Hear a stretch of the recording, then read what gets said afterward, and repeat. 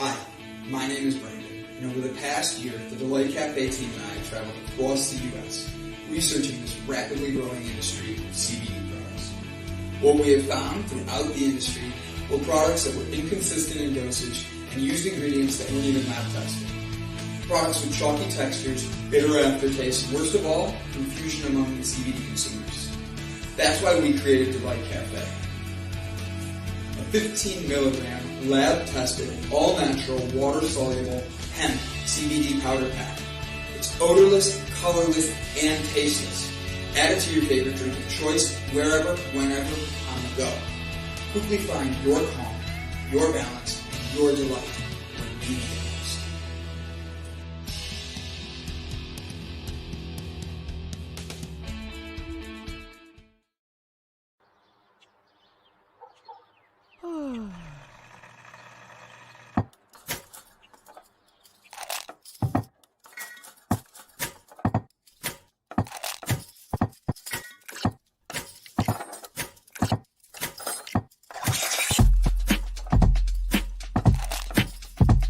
Good morning. Good morning. Java Delight will uplift you. Stay tuned. The show is about to begin.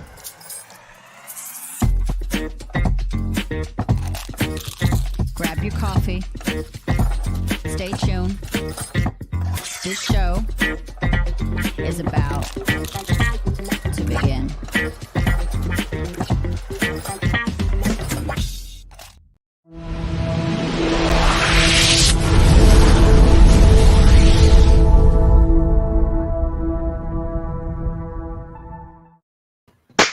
Good evening, ladies and gentlemen, and thank you for tuning in to the next episode of Java Delight. My name is Brandon Croucher, CEO of Delight Cafe and Delight Cafe CBD, Delight Cafe Digital, and just a busy-ass human being. But that's okay. I love who I am and what I'm doing, and I'm here to have a wonderful time with you.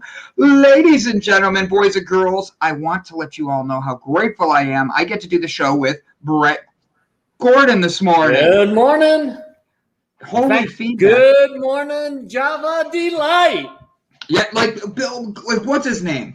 Holy shit, Batman, you just blew out my speakers. You're welcome. Everybody says that was too loud. All right, hold on. Let me try again. You ready? Good morning, ladies and gentlemen. Happy day. It's Friday. Thank you for tuning in to the next episode of Java Delight. We're here today with Brett Gordon. He's one of the most amazing humans out there. I apologize for scaring the shit out of everybody. Hopefully our conversation about masturbation later today will wake everybody up. Is that why you're wearing bananas on your shirt today? I have to be honest, that was an accident. Oh, that was funny. No, good morning, everybody, and thank you for tuning in. We're here to give you guys a great start to the day. We have a wonderful Friday coming up. We have Bob Seymour coming up. We've already had people chanting for him in the background, going, Bob, Bob, we want Bob, Bob, Bob, we want Bob. And like for real, 100% people jump on that. Crystal, I'm sorry for waking your dog up. Brian, I know you are sound asleep in your truck right now. Ladies and gentlemen, Java Delight ASMR. It's better than BDSM. Good morning, Renee Bush. Nothing from you on that one, Brett. I left that joke right there for you. Bob Seymour in the background and on the comments today. We're very grateful to have you here. Ladies and gentlemen, what a great day. Looks like Brandon Croucher was the first comment. What a good job by him getting out there first and beating everybody. Yeah, go ahead. I'm complimenting myself. And well-deserved. Squirrel. We should all be complimenting ourselves. If we all compliment ourselves when we wake up, at least we know that there's one person that said something great to us, and that starts off the day, and you'll find many, many more that will.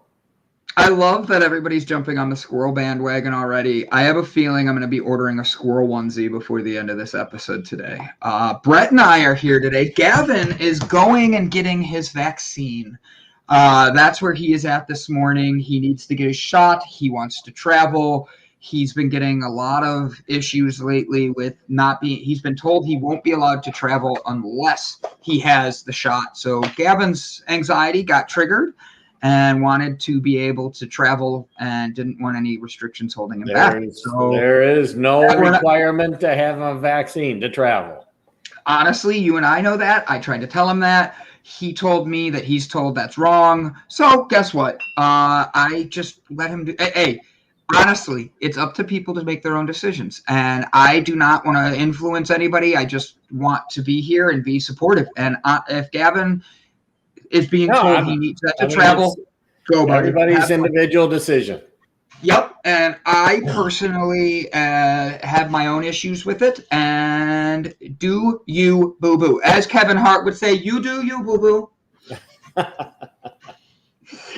Gavin and the Vaccination is the name of Brett's new band. I love it. I love it. So I was thinking it was Gavin and Brett and the Masturbators would be the new Brett band. I knew I should not have pointed out who our guest was today until like later and let you just be surprised by it.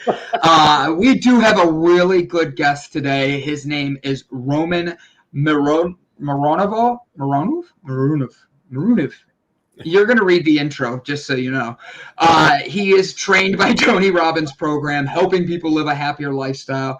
He loves to entertain, educate, and his listeners with stories of struggles and growth. He's overcome depression, getting through a divorce, moved to Canada from Russia, translation business from Russian to English, eating one meal a day with keto fasting, minimalist mindfulness, meditation, lifestyle. So I think we're all in Mironov. There's too many E's. Mironov. Do we say it like German? Mironov. Or Russian. Russian, that's what I mean. Roman Mironov. Mironov, yes. Roman is my homeboy. We come from same country. We have great time talking through each other. We go on TVs like this and go, ha!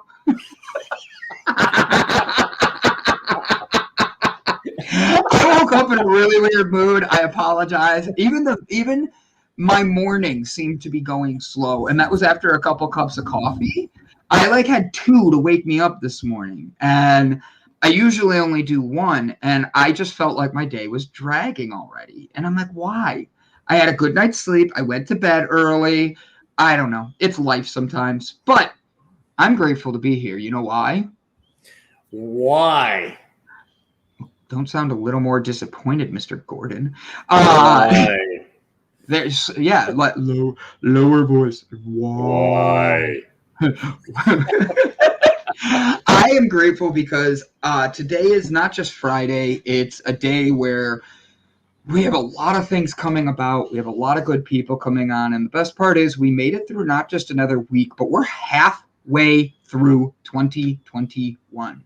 And I just am loving seeing that the people who are building up themselves, finding their community, finding the people that they're building their best selves with. I am loving being able to see this transpire in front of us and get to meet so many amazing people. It's Bob Day, or otherwise known as Friday. Jessica and Roman. Jessica and the Roman Homeboys is Brandon's new band. Yep, I can't wait to sing. Honestly, it's been a great week. We've had a lot of amazing guests through all the shows. Today, we get the one and only Bob Seymour. His beard has officially grown another inch. That's because he's been rubbing it. I got to ask him questions about that. It's going to be a good day. Yeah. Holy, blow out my speakers. Now I know I shouldn't sing. So Brett, what are you grateful for through this week? And ladies and gentlemen, write your comments in there. Tell us what you're grateful for. Tell us what you're looking forward to this weekend. Give me something positive to hit everybody with. Hey, I am grateful for, and this one that Brandon's going to go, oh yeah. I'm grateful for being able to do this show with you the entire week. I may not be on the screen, but I'm behind the screen, get a chance to talk to the Big B from CLE every day and just really happy about being connected with you and Gavin and the entire Delight community. I think it's freaking awesome. It's not anything I would ever have dreamed that I would be doing. And being on screen is not anything that I ever thought about doing either. So, to me, that's like having a banana every morning. So rumor has it bananas attract mosquitoes. Like if you eat bananas the way it digests through your system, it attracts mosquitoes. I thought that was BS. I've eaten a banana a lot lately. I like bananas. Yesterday, my parents don't eat as many bananas as I do. I got eaten alive. I'm sitting on their patio, and I'm like, guys, I got to go inside. And they're like, why? I'm like, because I just got bit like 50 times. And they're like, there's no bugs out here. I'm like, bite me. That's what the mosquitoes are doing. So I love some of the comments. I'm looking forward to finish making my crochet llama. Ooh, I want to see a picture of that. When you're done, Crystal, please send it to us to share with everybody. I am Brian Tracy. I am grateful that other people got sleep because I didn't. That doesn't sound like you're grateful. And yeah, that's right, Brian. That's right. Keep it where your mind is clear. We have bananas. Chris, breakthrough show. Drama with the crochet llama. Yes, I love it. I love it. The breakthrough show is actually called Llama No Drama. That is true. The Llama No Drama is hilarious. If you haven't seen this yet, you're going to have to tune into the breakthrough show because I will not be able to make it as funny as they do. It's a very good thing. Crystal Wolf does it. It's Llama No Drama. Jessica Dugas is a part of it. Guys, check out the Breakthrough Show. Go hit subscribe and give them some love. And when you find out what the Drama No Llama is, do yourself a favor. Llama No Drama. Do yourself a favor and hit that subscribe button and try to see if you want to order a llama because you don't need no drama in your life. Bob's face in the back was worth it. He goes, ha! So, Brett Gordon, what do you have planned for the weekend? I think that the only thing that I really am going to end up doing is going over to see my mom and dad, make sure everything's going well over there, and just checking things out. Every day I go over there, they've got a little honey-do list for me to do on my house. So on the weekend I'll head over there. Oh, that's gorgeous. Drama No Llama. Hey, when you come out here, I got a farm up here where they've got a number of alpacas. We can go up there, and that's as close as we're going to get to the llamas, but alpaca will back you. I'm going to go with that. I like it. So you're going to be doing that. I think it's funny how you say your mom and dad have left you a list of things to do. What is a honey-do list? That's okay. I have moved out of my fiance's house and I'm at my parents' house, and somehow my honey-do list is at both houses now. Sarah calls and goes, hey, I need your help. And she's really, I want to make sure I specify this, she's been nothing but amazing. But it cracked me the hell up when I went out there the other day. And she's like, so I have things that I need you to fix. And I'm like, need me to fix? And she's like, yeah, it's your honey-do list that helps me know that everything's fixed after you left. I'm like, I didn't break it. So it's funny to hear that your family does the same to you in your own house, you know? Yeah, every time I call up, my dad's like, oh, everything's great, but you know that the water outside is kind of a little bit low in this fountain, a little bit high in that fountain. You're doing okay, but we got a few things. And, you know, he's now, this year, he's going to be 86. And I'm trying to do everything that I can to keep him from trying to get on a ladder, trying to climb over the rocks in the backyard, dragging hoses across the yard. So I go over there to try to make sure that at least I can keep them from potentially accidentally injuring themselves doing their own honey-do list. What is on your honey-do list? I'm just curious. It's usually it's not that big a deal. You know, you got to change a light bulb. Okay. I don't want my dad anywhere near a ladder. There's he'll tell me something about his car. I mean, I remember one day they were telling me that they had no key for his trunk in the car. And I walk over there, and the very first thing I see on the car is the keyhole for the trunk. And he's like, no, this car didn't come equipped with one. I'm like, Dad, come out here and take a look at it. He's owned the car for 6 years. He didn't know that he had the ability to open his trunk with a key. So those are some, just some of the simple things. And then there's always the question about, how do I do this in Facebook? How do I use my phone? I can't remember how to make the phone work this way. And those things get really challenging. I was going to give them new phones, but I was like, no, new phones with my parents means that it's going to be 2 years of training that are going to be real challenging. So those are the types of things that I have to do. I gotcha. So are you a handyman, just out of curiosity, in any way? I'm pretty good with my tools. You just want me to make comments today. You're like baiting me with this. You know that, right? Hey, I love you. Go along with the theme of the day. It is going along with the theme of the day. So Mike Herzog says hello. Jessica Dugas says hello. Brian Tracy says hello. Brian Tracy is just this morning with you. Crystal Wolf's covering her eyes. Hear no evil, speak no evil, have no breaths. But I actually have something really awesome for everybody right now. We have somebody that's been a mover, a shaker, and he's driving all over the country, doing everything he can to bring positivity, spread delight, and share good news of who he is, all while riding a scooter. He laughed at me because it's called a Harley, but he calls it a scooter. One day I hope to jump on my Vespa and just cruise right next to him and look as sexy as he does. Ladies and gentlemen, Bob Seymour.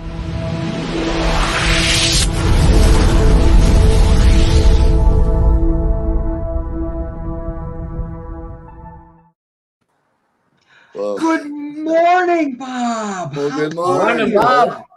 Guys, so the banana thing, are you happy to see me or what? Bananas for this shirt. I wore this shirt to dress nice for all of you today. This is my fancy attire. Alrighty then. Bob is like our sunshine. Bob is our sunshine. Bob is 1 in a million. Bob, where are you even right now? I don't even know where you're at because you and I've been like messaging.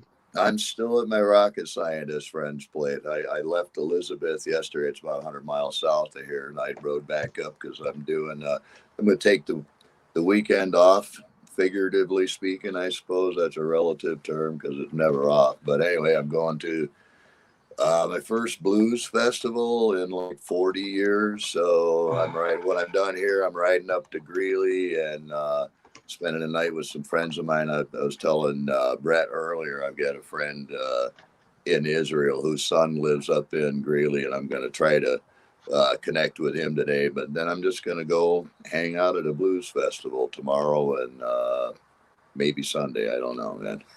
I love that. When was the last blues festival you said you went to? 40 years ago? At least 40 years ago. Yeah, it was like, wow. Yeah, long time ago. My boys were like 1 and 2 years old, or 2 and 4 or something. It's been a long time since I've been to one. And blues, I love blues. That would be almost like the Blues Brothers time. Oh hell, I'll tell you what.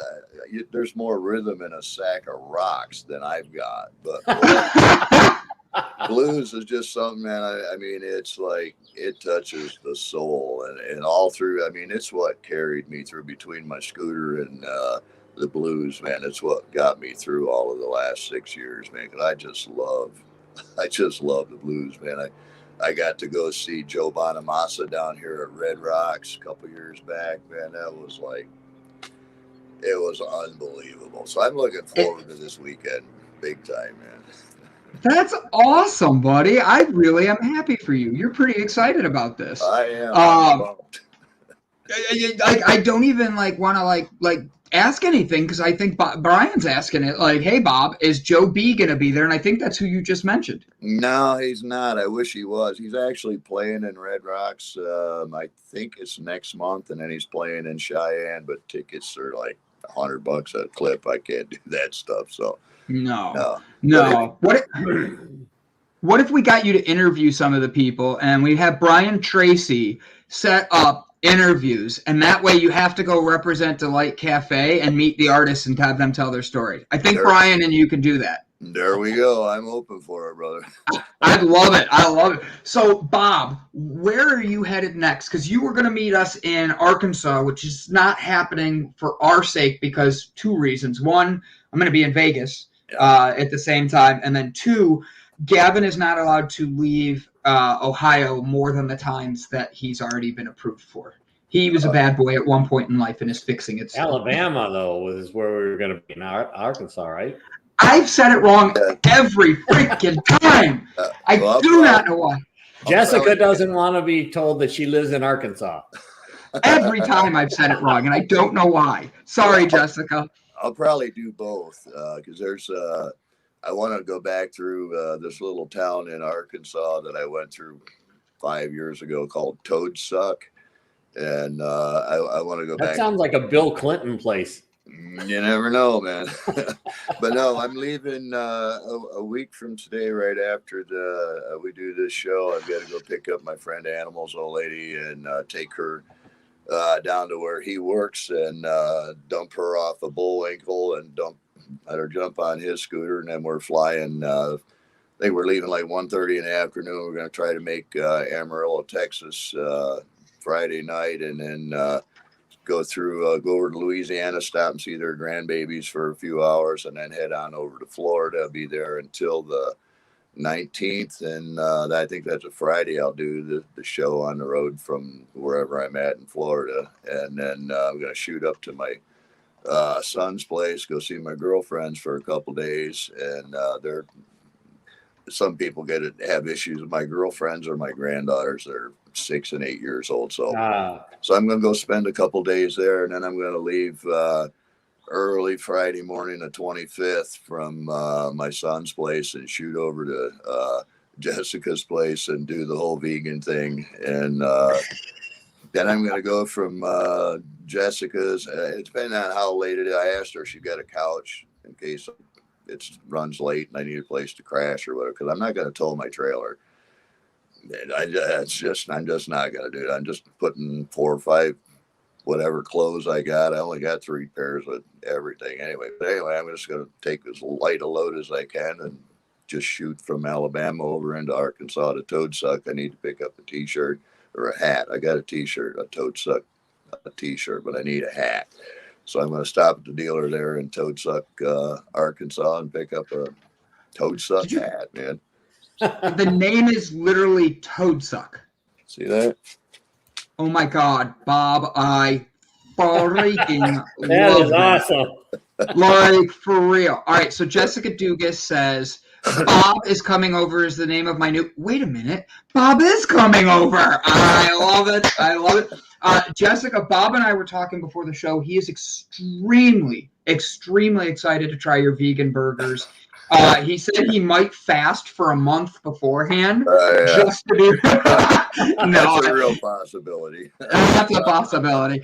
No, Bob is he's excited to come see you and try something new. We were talking about it. Sherry McQueen says, "Good morning, you beautiful souls." Good morning, Sherry. Thank you for joining us. We have Brian Tracy doing the vegan thing is my new Grammy-winning song. I think if you added CrossFit to it, you'd have nothing else you're allowed to talk about. Once you're a CrossFit vegan, you're never allowed to say another word. You only get to talk CrossFit and veganism. You guys don't know that rule yet? No. I got a little rebellious thing in me, and I don't do well with rules, brother. Me either. So, Bob, we have shared your Patreon again.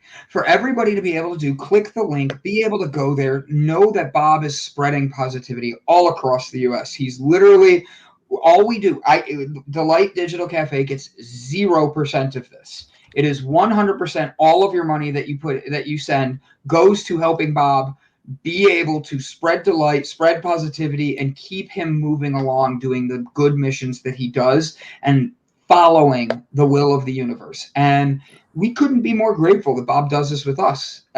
For real. Yeah, I enjoy it. I enjoy the heck out of it. I really appreciate the help. It's a weird thing. Something happened to me a number of years ago, right after my wife died. I had a little bit of money, so I bought some silver bullion stuff, these little coin things a friend of mine makes, and I had them in my saddlebag as a kind of an insurance policy, you know.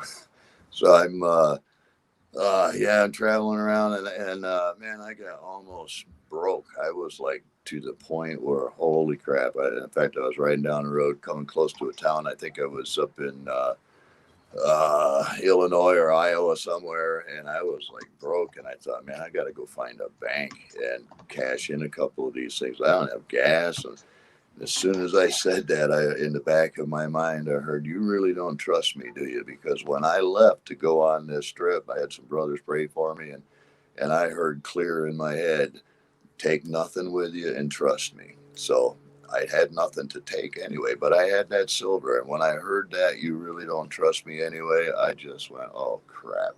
And I gave every bit of it away. I gave every person I met, I just started handing them out. I had given a couple away before that, but I just gave it all away and said, okay, God, here we are. And it was amazing because when I gave the last one away that afternoon, I was sitting there and I had nothing. I was sitting at a gas station. I just put my last $4 in the tank and was like, I don't know what I'm going to do. And some guy walks by and he says, nice bike, brother.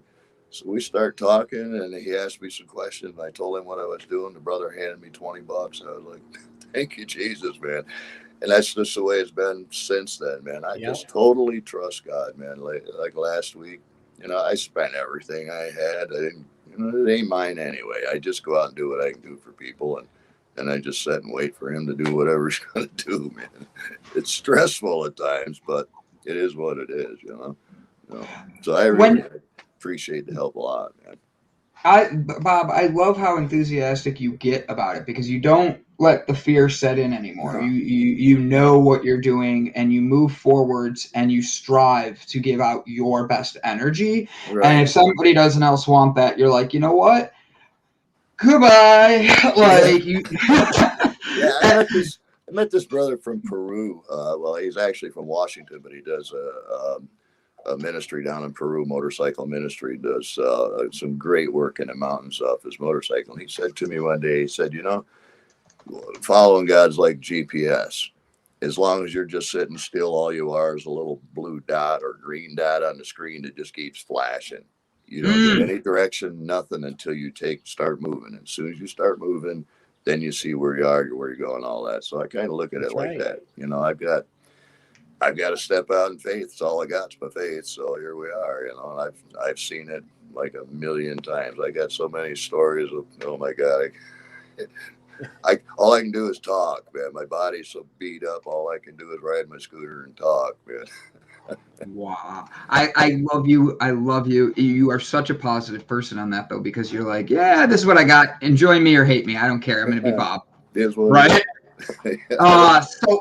So Bob, this weekend, are you doing anything extra fun that you're going to be, you're going to the concert thing, right? I'm going to the Blues Festival. I think it's 10, 15 bands playing. I don't know any of them, but I'm going to go enjoy the hell out of it. I love it. And then are you ready to meet the Von Trapp Dugas family? You're going to have 6 more nieces and nephews. By the time you get there, it might be 8. Hold on, let me make sure I'm at. Yep, it should be around 7.5, 8, depending on what's going on that weekend. There we are. But Jessica Dugas and them. Oh, they're going to challenge you because they're like, you have to be able to sing like them. Did you know that? Like, for real, you have to, when you pull up, you have to be like, hello, Dugases, I'm here with my motorcycle. It's a scooter. Don't you know? No, man. I know one song. It's My Girl Smells Like Hogs, Frogs, and Wet Hunting Dogs. That's Do you play the guitar or anything, Bob? I just have to know. No, I have trouble playing a radio, man. I got no musical ability in me at all. There's, like I said, there's more rhythm in a sack of rocks than I got, man. I go, oh man, Can I tell you a story about that? Yes, yes. Absolutely. I met this inner city pastor, black brother, years ago, and I used to meet with him every week with a group of pastors, and we just get around and pray. Well, I fell in love with this guy. His name was Willie Williams. Not a very well educated man, but he had a heart that was just huge. So one Sunday, I called the brother I'm co-pastor with, and I said, "Friend, I ain't going to be in church this morning. I'm going to go up and take Willie and his wife out to dinner after church." So I get to this black church. Now this is all. I'm not in a suit or not. I walk in the back of this church. They've already started. And I mean, these people are dressed, man. And I mean, if you've ever been in a black church, man, with the what do they call the B sharp organ thing? I mean, these people are dancing, and I'm the only white guy in the crew, man. Mm-hmm. And I way in the back, and I walked in, and the place is rocking, and then Willie, he's up on the podium, leading the worship, and his wife's dancing, he sees me. He comes down off the platform. He runs back. He grabs a hold of me and he hugs me. "It's good to see you, brother." And he says, "Come on." And he's like, wants me to come up. And I said, "Willie, no, I'm just here. I want to take you and your wife to dinner." He said, "No, brother, come." He drags me up the front of the church, up on the podium. I'm standing there these people are swaying. I got no rhythm. I am so out of place. And everybody in that place is looking at me like, who the hell is this white boy, So I'm like, oh God, I was so out of place. So then, the worship ends and it's time to do the offering thing. And Willie leans over to me while his wife is breaking back out into song doing the offering. He says, "Brother, I want you to preach this morning." I was like, "Willie, I didn't even bring my Bible, man. I just wanted to come." And he said, no. The Lord told me you're going to speak this morning. And I was like, "Willie?" He says, "Use my Bible." I'm like, oh God, I got nothing prepared. So anyway, the offering's done, and he brings me up he introduces me from the pulpit. I stand up in the pulpit, and I mean, there ain't a smile in there, man. And they're all looking at me like, who the hell is, and out of my mouth, I don't know where this came from. Out of my mouth came, folks, I feel like the only cornflake in a bowl of raisins here. I mean, every eye in the place was like that, mouths dropped open, and I thought, oh God, they're gonna freaking kill me, man.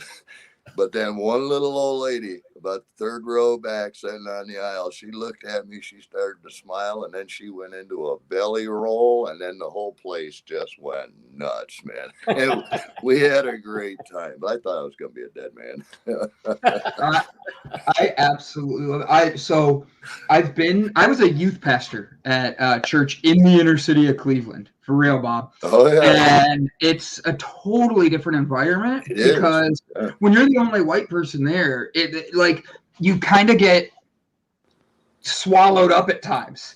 And you don't even realize how people running and people doing things. It's such an amazing experience. I honestly recommend people try it. Even if you hate church, even if you're not a church going person, you need to try going to Absolutely. Just the choir. When you hear the choir start singing, especially in a church that had an African American church with a choir that sings together or makes music together all the time, I'm telling you, you feel the spirit come through you. Oh my God, it's incredible. Yeah. They invited me back about a half a dozen times, man. It was just a rocking place, man. But my favorite part of that story is they're like, "No, God told us you have a message." You're sitting there going, "I wish he would have told me." Yeah. That happens to me a lot, man. Oh God, I don't know why. Maybe it's the 25 years in the pulpit stuff, but sometimes I get talking and I just end up preaching, and then I go, "Oh God, I'm sorry, I didn't mean to do that, man." Right. You're like, "Sorry, God." Bob, Sherry has a special request for you. She asks if you would say a prayer for her. She has some medical issues coming up, major medical issues. Okay. She's doing the doctors to see what the plan is. She's given it to the divine and trusts them. But extra prayers never hurt. So Sherry McQueen, we are all sending that up for you. But Bob is going to pray for you in particular. Have Sherry message me on Facebook, man, and so we can keep that. I will put her on. I have a couple of people that are like my prayer intercessor. They cover me all the time, and I'll drop her name. I do that because I got a few people that are really in bad places now. One good friend over in Georgia died from blood clots from the the vaccine last week. I got 2 friends that are having psychotic episodes after it. I mean, so I got some friends in some tough spots. But yeah, have Sherry message me and yeah, I'll be praying for her for sure. Yeah. Definitely. That's awesome. Jessica Dugas says, very few of the Dugases actually sing. So I'm sorry. It doesn't sound like you're getting a Von Trapp moment. That's Yep. But she does say they will have the kids perform for you, Bob. oh, cool. We'll do some Irish dancing, some guitar, some ukulele, some bad jokes, and LOL. I think that's funny. Bob, do you have any jokes that you would be able to use? Like if I said, Bob, I need a joke, could you tell me a joke? Oh, hell, right off the probably not one I could tell here, brother. I don't know. I don't know. Our viewership might enjoy a little bit. No, I'm just kidding. So Bob is doing great things. He's going to be spreading more. Bob, with being in Colorado for another week, you've had ups and downs this week. I know you were supposed to go and you're supposed to be traveling, I believe, to Florida this week, correct? A week from today. A week from today. Yeah. With that, you're hanging out with a rocket scientist friend. Right. Have you guys been able to build a squirrel obstacle course yet? No, he ain't done nothing there, man. I can't get him to do the squirrel launcher. We were talking about doing the squirrel launcher, a bird launcher, but he ain't got anywhere yet. Sucker's always busy building satellites and doing, Yeah, doing that mundane stuff. Yeah, saving America type stuff, Just out of curiosity, have you squirrel launcher? Right? Screw the squirrel launcher. They don't have squirrels on Mars. Is your rocket scientist friend going to go to the moon if he has a chance? He probably would. He's an amazing brother. I mean, he's a biker through and through. I mean, to meet this guy, you would never associate him with this freaking genius satellite building. I mean, the guy's I don't know how the two of us got connected because, like, I have a 7th grade education. I quit school in the middle of 8th grade because they they ran out of things to teach me, man. And so I've got like an 8th grade education, and then hook up with this guy that's like, I don't know where his mind is, but mine ain't anywhere in the same neighborhood. You got a PhD in life, and that's what really matters. Well, I do have I don't know what you call it. I got a 4-year degree from the Bible University thing, but I don't know. So, Bob, I'd like to let you know there's people that have PhDs. There's people that have multiple degrees. There's people that are leaders all over the world that don't have the heart that you do. So you might not think like, oh, I got a 7th grade, 8th grade education. Guess what, Bob? No, in particular, it means nothing. I know a lot of educated fools, man. I meet a lot of them, man. PhD, piled high and deep. Oh yeah. Piled high in debt. That too. So, Bob, what are you looking forward to in the next coming weeks that you're going to be spreading the light? How are you going to be spreading positivity, joy, and love around your communities? I just love the people I come in contact with. I never plan anything, brother. Like when I leave here, not when I go from here to Florida because I'm traveling with some other people and they're setting the agenda. But when I leave there, what I always do is I'll say, well, hey, I'm in St. Petersburg, Florida. I'm heading to Dallas, Georgia today. This is the routes I'm going to take. And, anybody wants to meet up, shoot me a message. And that's just all I do. I never said anything. It's just like every morning I wake up and I say, okay, God, here I am. I'm willing. I'm as able as I can be. You want to use me? Let's go do this thing. And then I just go and stuff happens, man. I can't explain it. I mean, ask Brian. He was right there and saw it happen live one day, man. It's freaky what happens, man. Rumor has it you and Brian are going to meet up soon. That would be cool. Yeah, that would be cool. I mean, we've done it a couple of times already. The first time he sent me a message, I didn't know who he was. He just said, hey, brother, I'm stuck in Fargo, North Dakota for a few days. If you come up, I'll buy you dinner. And I was like, all right, it's only 600 miles. I'll see you tonight, man.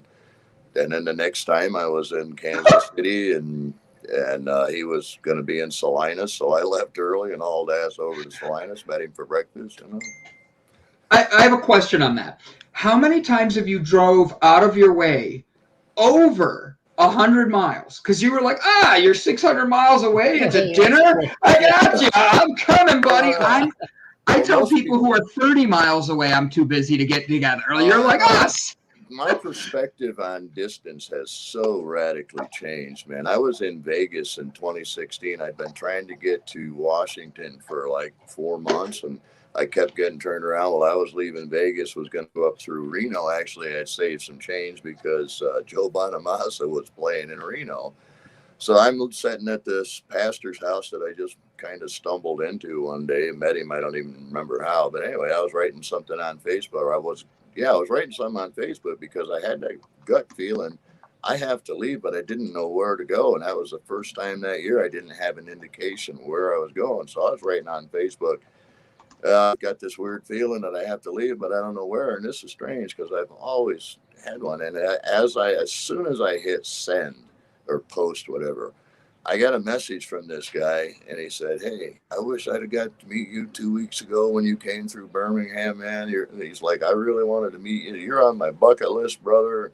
So I start talking to him, and he tells me he's got lung and bone cancer, and they gave him 2 years to live a year before that. And I was like, you know what?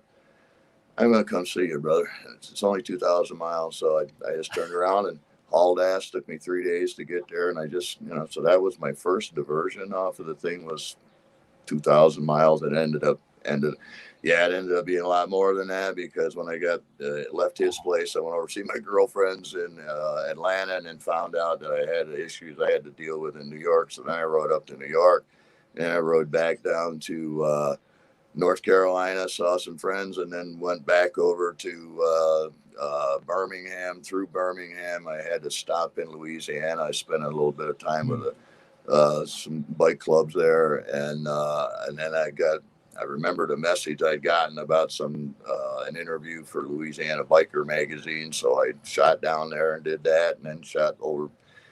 Yeah, I don't know what I'm doing, man. I know, but that's the great. You're exactly what you're supposed to be. You flow with what you're supposed to be going and doing. You're not trapped to a house. You're not trapped to anything. My favorite is, we had a conversation the other day, and somebody brings up how her and her dad call each other Rocky and Bullwinkle. And I go, I got someone for you to meet. And it was so perfect. So with your motorcycle and all that, you've been doing this for how many years now? I don't want to say the wrong number. 5 years, almost 6, pushing on to 6 years. Amazing. All right, give me a story, one that that you tell people that inspires them to explain who Bob Seymour is and why he does his journeys. Oh man, that could be a pretty long. No, I'll time you.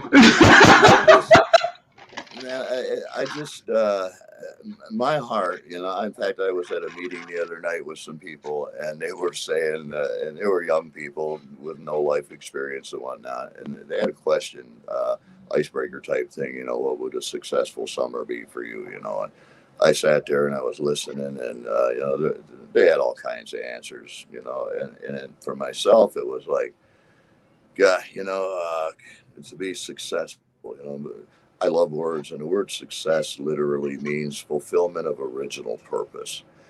And so I'm like, and you can't really be successful without a successor. So for me, to make this my life to be successful, man, I want to fulfill the things that God has called me to do. And that's really just to love people, I mean, in the book of Romans, it says the gifts and callings of God are without repentance. So once he's put a label on you or given you a job, that's your job for life. He never takes that away from you. Well, I resigned from the pulpit ministry as pastor. I just couldn't do it anymore. And I thought I was all done. But boy, was I wrong, man.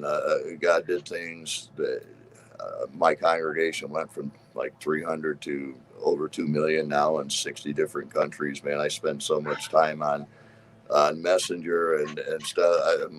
You can't imagine, man.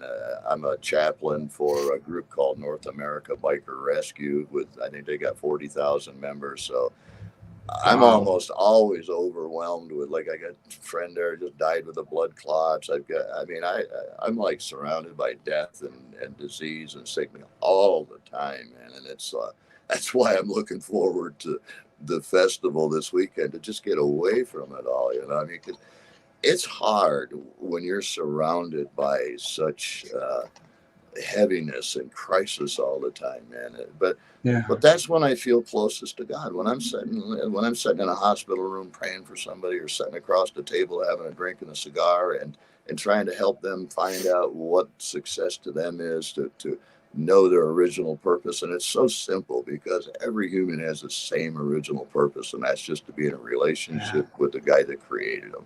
I don't know what that looks like. I know what my relationship with him looks like. But that's all I try to do. I just want people to find peace, man, and to find their identity, and just walk in it, man, and just love the people. Because when we get to heaven and we stand before the Lord, all he's going to say to us is, "Did you learn how to love, man?" I mean, because that's what it's all about. And I just love people, man. And I wish I could do more. I wish I could go more, but I can only do so much on like 900 a month. So, but I do what I can. With everything you're doing, Bob, and all that negativity, like Jessica said, it can be so heavy, and all that. With that going around and being such a uplifting person and all that, hey, don't hit the butterfly. I just saw you whack that. Oh, that was a bee, brother. As a bee. Oh, okay. Never mind. Yeah. How do you keep yourself in such a positive mindset? And I mean that because there's a lot of us feeling that energy right now. You mentioned the blood clots. You've mentioned the people that got sick. You've drove 2,000 miles just to help a friend out. Yeah. What keeps Bob filled? Like, how do you fill Bob up and love Bob? Well, it's really quite simple. I'm not into vain repetition or anything like that. But there's a line in what everybody calls the Lord's Prayer. And when He says, "Give us this day our daily bread," the word used in there in the Greek for daily bread is epiousia. And that epiousia, what Jesus was saying, I mean, He was saying, "Yeah, God, we need food today. Give us food." But what He was really saying was, "Lord, give me that bread of life, that bread that fills me today, man. Help me, God. Help me get through this." And I always tell Him, "Look, these are your people, God. Whatever you want me to do or say, I'll do. But they're your people. I want you to love them through me, because there's some people out there, brother. It's hard to love, man." But you got to, you got to. I try to put myself in other people's shoes. There's a reason this waitress was bitchy tonight, and there's a reason there's things there. So I try to pray for people and try to give them encouragement. There's a barmaid here locally that, boy, she's a bit of a crusty girl, man. But I'm breaking through that crust. I told the guys I was with last night, I didn't know her name or anything. And I said, "Who is that woman?" Because the first time I went up to the bar to order a drink, she turned around and I just said, "Hey, I'd like a rum or Crown on the rocks." And she looks at me, "Well, can't she even say hello first?" And I was like, "Okay, hi, baby. Can I have a drink, please?" So every time I go in there now, I know her name now. I'm going to go in and drop a little blessing on her. I'm going to drop a smile at her, say, "Good, hey, how you doing today?" I just try to read people and try to love them right where they're at, man. I mean, I was in a pretty bad place when I met Jesus, man. I mean, I'll tell you what, I was not a good person, man. But the first words I ever spoke from my heart to God was, "You know what? If you're up there, I don't know anything about you, but if you give a rat's ass about me, I need to know, and I need to know now, man." And when I said that, brother, my life changed. I didn't know who it was or what it was. It took me a couple of months to figure out, hey, it's Jesus, man. But it was just that honesty, man. He didn't care about me saying rat's ass. He's not into semantics of things. He's just looking for people's hearts, man. And that's all I'm trying to do, is get people to open their hearts to the possibility that God could be real, man. And He says, "Come, let's reason together." He can deal with whatever. So. Yeah, I think that's really, apropos. The other night, I got to wake up at 6 o'clock in the morning in order to be available for the show here. And I got a call from a buddy of mine, and he's like, "Hey, you want to meet at 10 o'clock tonight?"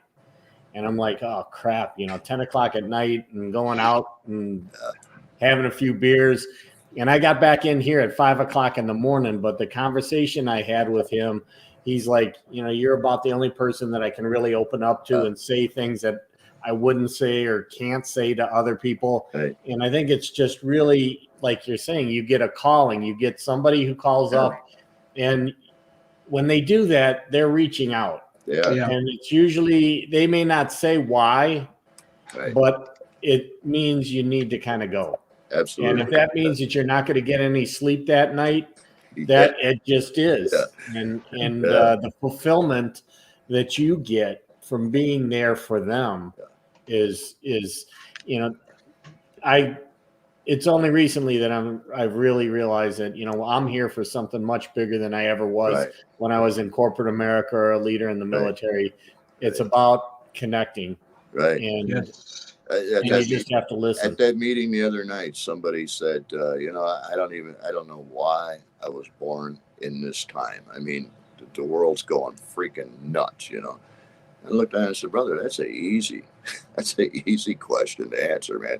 You were born at a time like this to make a difference. Yes. The people in your sphere, you need to make a difference in their lives because you don't know whose life their life is going to touch. I know this brother, his name is Don Potter. He's like the most incredible freaking worship leader, musician. He's a studio musician in Nashville. He plays with the job. I mean, the guy is he's a master musician. He was worked at a place with copy machines or some office or whatever, and he was doing something, couldn't figure it out. And one guy where he worked reached out to him and taught him something about this copy machine, developed a relationship. He didn't know he was a believer. Because I always tell people, share it, go out there and spread the gospel and use words when you have to, but otherwise live it, man. But with that one guy reaching that musician, man, that guy's heart has touched millions around the world, man. You never know who it is you're speaking to, man, I think that's a phenomenal way of saying that because, we hear things like, oh, the butterfly effect. Oh, a butterfly flaps its wings, it creates a hurricane. But the thing is, that's real energy. It's like, Bob, you doing what you do and being open to go spread positivity, spread love, spread who you are and what you would want others to treat you as is so different in today's society that when you hear that, it makes other people know, wait, there really is a good person out there. There really are other people like me. Yeah. There's a lot. And that's the thing. There is. And the thing is, you need to know who are on your team. And I don't mean that in a bad way. There's always going to be people who are good people, and there's people who are just there making the motions. Oh, God. I've had traps. I've been fell into a couple of traps, man. I have this thing. I follow God. I've had a couple of pretty substantial person or private businesses that have reached out and wanted to sponsor me. It cost me $100 a day when I'm on the road, and they wanted to sponsor me, but they had strings attached. And I'm like, I can't do that, man. I can't do that. I mean, I appreciate the help if you want to help, but I can, I'm not going to promote your whatever. If I don't feel like God's telling me to promote your stuff, I'm not doing it. So, I appreciate the offer, but I'm not in this for the money. I never have been. I've the pastor thing for 30 years or almost 27, whatever. And I was only making $300 a week at the end of those 30 years. I'm not in this for the money. I love people, and I want to see people find fulfillment in their lives, man. And that's all I'm about. I could care less about the money. I mean, it's a necessary evil, but it don't matter to me. My God owns the cattle on 1,000 hills, and every once in a while, I'm like, God, would you slaughter one of them suckers for me, please? It's like one of the phrases that I heard, and I use it all the time now, and that is, wealth is what's left when the money is gone.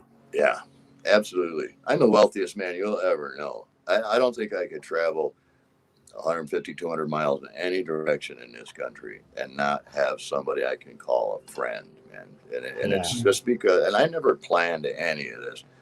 My entire goal in 2016 was just to put my front wheel in every one of the lower 48. That was the only goal I had. And when that was done, I had no idea what I was going to do. I was lost, broken. I was a mess, man. And God, that first year, God started making these connections. I've got this like spider web across the entire country. In 60 countries around the world now, I've got connection. People that follow me on Facebook, a couple of million, I think, by now. But here I am. I absolutely.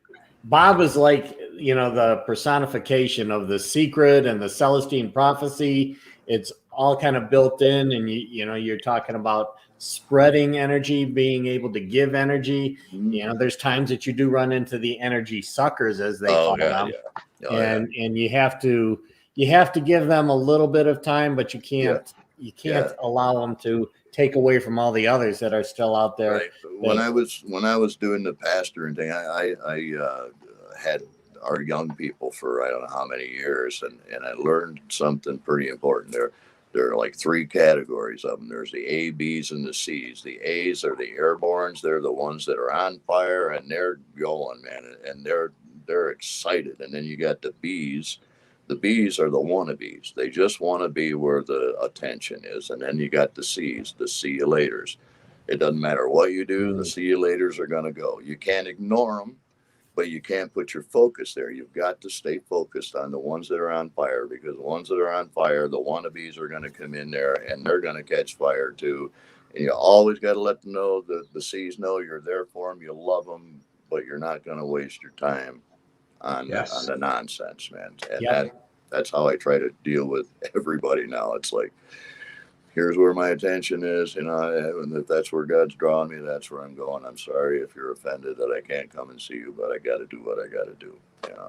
I get a lot of shit about that, but it is what it is. Well, speaking of giving you shit, I'm going to give you shit because you're going to see Jessica Dugas before me. And while I do understand why, I do understand the kids and being able to see all 47 of them. I do know that, your cousin. I do know that you're going to have a wonderful time, Bob. And I know that you're such a ball of great energy, and so is she. I'm kind of nervous about the two of you getting together. You're going to create the BJ Cafe 2.0, I have a feeling. And that just worries me a little bit because the Bob and Jessica show is not what I was expecting at all, but I would watch that in a heartbeat. Yeah, it's going to be like a supernova of energy. Yeah, right? I talked to her last night. We're going to try to do the show together on the 25th, I believe, from her place. I love that. 100% love that. Would watch that in a heartbeat. So, Bob, as we're getting ready to move on to our next segment and have our guest, Mr. Roman, and I'm going to make sure I say this right, Mironov on. And if I said it wrong, Roman, I apologize now. Jessica Dugas sent me a cheat sheet on how to say it correctly, and I'm just trying to use her cheat sheet. But we're going to have Roman on in a few and have a wonderful conversation with him. But, Bob, give us some last-minute words of wisdom and advice for everybody to go spread for throughout their weekend.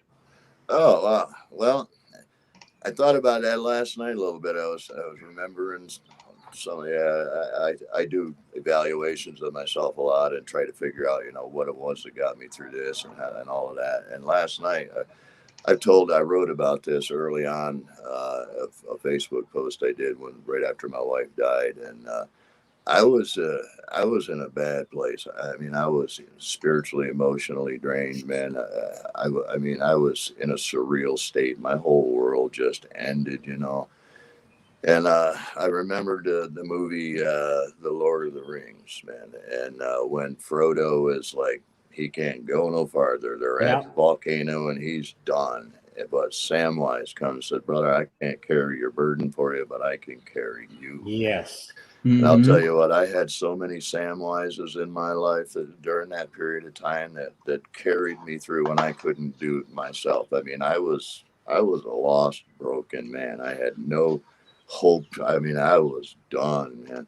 But it was those Samwises in my life, those friends who looked beyond where I would and picked me up and carried me on through. So Man, we all need a Samwise. Be a Samwise today. Be out there. You know, Jesus said in John 15 something, there's no greater love than you lay down your life for a brother. And that don't just mean standing in front of a bullet. It means you lay your agenda down. You got a brother that's hurting. The brotherhood in the scooter world, the first rule is you don't leave a brother alone on the side of the road. Well, that goes over into the other realm too. You don't leave a brother on the side of the highway when the world's crashing around him, man. You stay right there with that brother. You love him, man.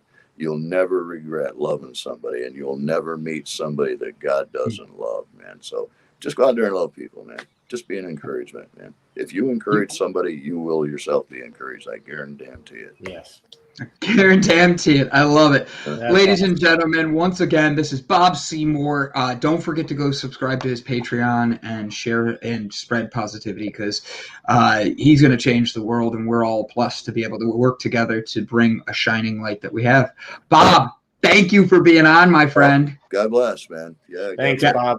Really appreciate it. So, Brett, we have a special guest today. I'm pretty excited about Mr. Roman. And do you want to try saying it so I don't mess it up and you can't make fun of just me? Well, I would say Mironov. Mironov? But we'll have to see where the accents are placed on that name. Right. I just don't want to be offended. I'm excited to learn how to say it the correct way. He is a coach trained by a Tony Robbins program, helping people live a happier life. He loves to entertain, educate listeners with stories of his struggles and growth. Overcoming a mild depression over 2.5 years, getting through a divorce and learning relationship skills, to building translation business in Russia, moving to Canada from Russia in 2019 while making his dreams come true by the age of 36 and becoming a coach. Eating 1 meal a day through the keto diet and fasting, a minimalist lifestyle, mindfulness, meditation. Ladies and gentlemen, please do us a favor and put your comments together and help us bring in Roman. I'm going to let him say his last name.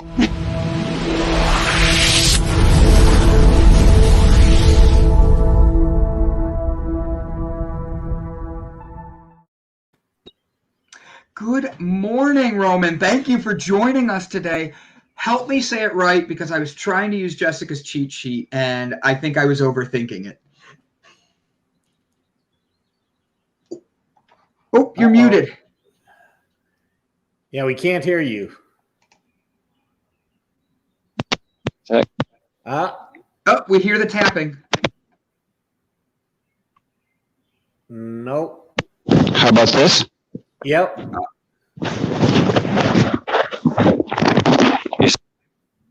Oh, it's gone again. Huh. You're good. Take a second. I'll distract Brett while you reset that, and we'll be right back. Okay, Roman? So Roman's coming on. We're going to talk to Roman. We were looking at his YouTube network. I'll bring up his website right now so everybody can see that. And we'll have him back in 1 second. That way he gets a chance to see what went on with his sound. And that way he does good. So be version 2.0 of yourself, personal development, and what does that say? Self-esteem. I'm going to go with self-esteem. Never chase a girl with Jeannie Goodwin. I'm actually curious about that, because relationships are hard. And I actually think I know a lot of guys who they hate being alone, so they actually dive into relationships. I'm intrigued to get to know more about this. But it's not just guys who do that. It's women who do it. There's many that do it. And I think learning from that and growing to build our best selves is essential. So let's check back in with Roman. How are you, my friend? How did it work? Oh, I hear you good now. Yes. Good. Good. And I was saying that the prize with regards to my last name goes to Brett. Oh, okay. Awesome. Man, Lucky. I tried. Jessica, your cheat sheet didn't help me. Maybe that's hooked on phonics I need. So Roman, I think that's it. Yeah. So Roman, you actually, as I was on your website and I just showed everybody, you have done a lot of interviews with people and done some amazing things. What made you start your podcast and become the person you are today to keep helping influence others? Well, I think that podcast is a good tool for marketing. That's one thing. It definitely helps. And the other thing is that it helps me communicate my message to people who need it. So even if there is just one listener for my podcast episode, I'm happy. And as long as I help them, that's what I focus on. I love that. I love that. All right, so the episode you had come out in 2020 that I have to ask, never chase a girl, caught my attention right off the bat. What do you mean by never chase a girl? Because I don't know if you heard, I hear a lot of my friends literally dive into their relationships fast. And then next thing I know, they're moving in, they're engaged, they're something, but they still don't know themselves. Why should people not be chasing a significant other or a girl? Well, when it comes to girls, they hate when guys are needy. And when you chase her, you show that neediness. Let's say, for example, you send her a message and she does not respond right away, and you feel nervous about it. You want to hear back from her, and she's not getting back to you. And then you send her another message, and then another message, and this is pure neediness. And women like men who are a little bit detached. They are on their life purpose, and they want you. They want the girl, but they don't need her. And that's the whole point about chasing. Yeah. You came to Canada, from your bio, from Russia, and you got your dream job. I loved that you have that in your bio, that you making my dream job come true by the age of 36. So how did you do this? And give us a little bit more about Roman's story to build the best Roman that you've built. Okay. So I was born in Russia and I lived there for 36 years. And I actually went to the US back in 2002 and I fell in love with it. It was actually Alaska. Oh, wow. And I was working there as a person who was packing lunches and washing buses, but I loved it. I loved the nature. I loved the community. I loved people. That was fantastic. And after that point, I decided that I wanted to live somewhere in the United States or just in North America in general. So when this opportunity came my way, an opportunity to migrate to Canada, I took advantage of it. And I've been pretty happy about it, even though I do feel lonely a little bit here in Canada, especially. I feel some nostalgia, I was going to ask, do you get to go home at all? Have you been back to Russia in any way?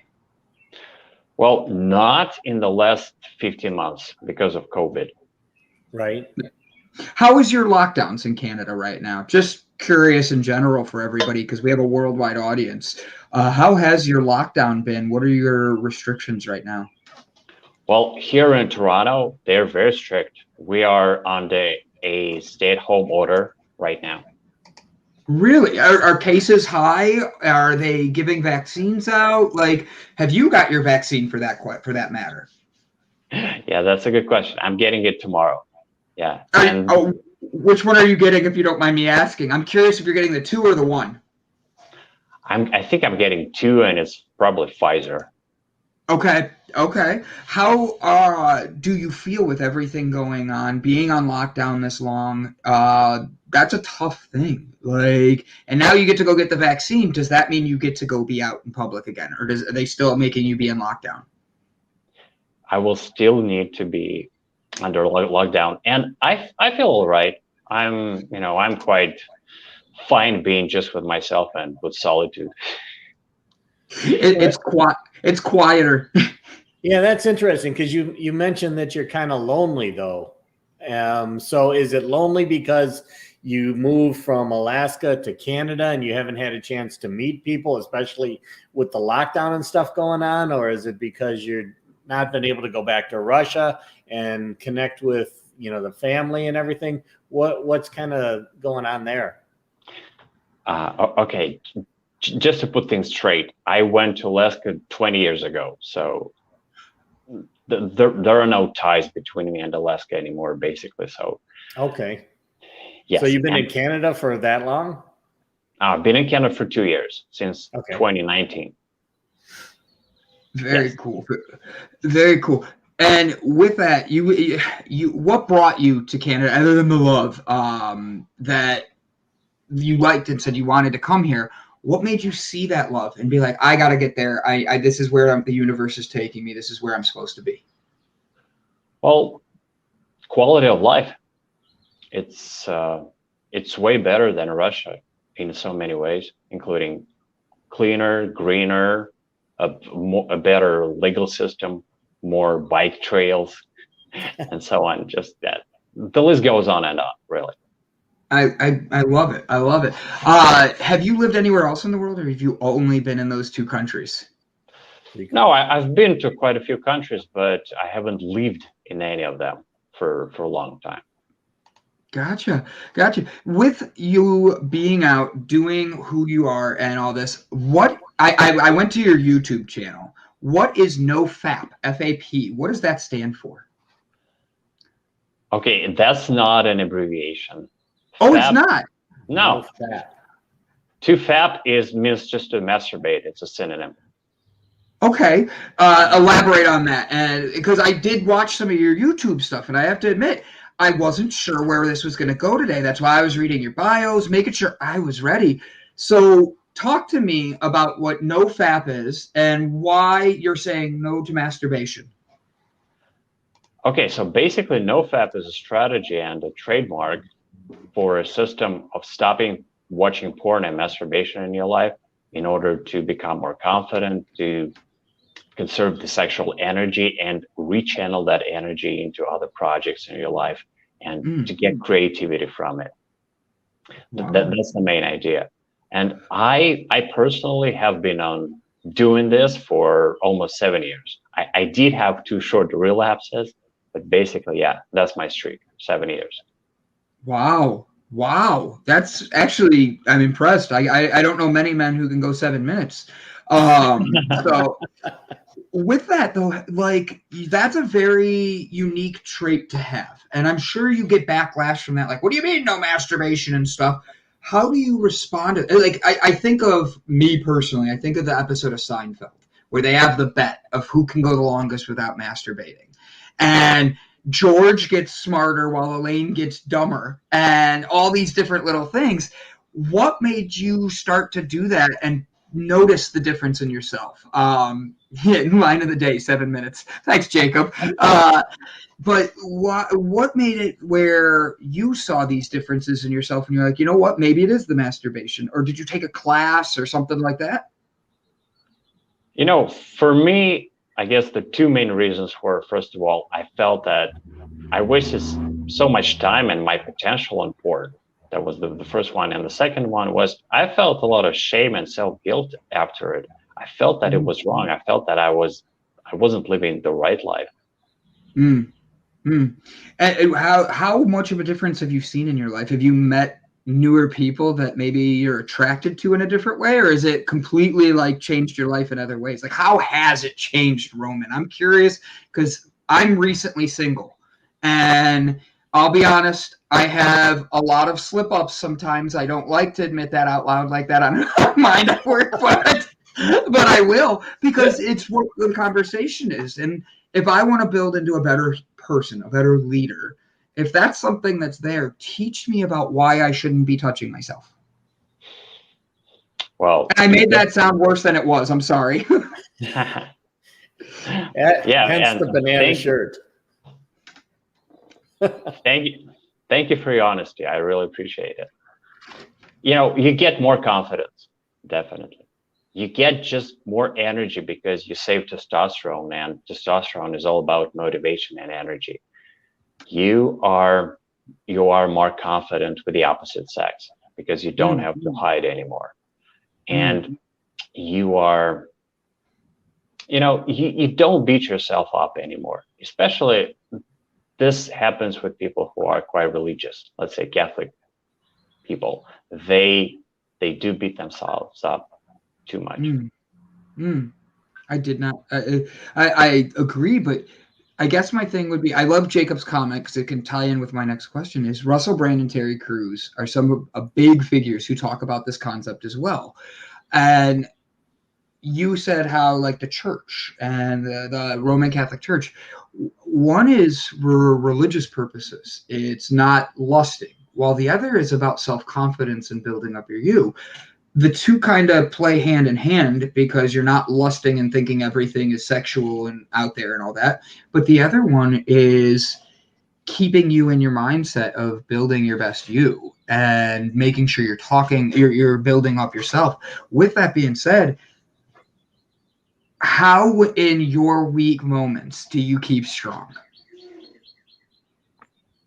Well, for me, it's much easier now because I've built this habit for 7 years. So it's like, a habit is like a cable that we weave by repetition, and we add strands to it, and soon it becomes really, really strong, really, really huge, and there is no way of breaking it. I would just, if I had to break it, I would hate myself. So for me, that's not even an issue anymore.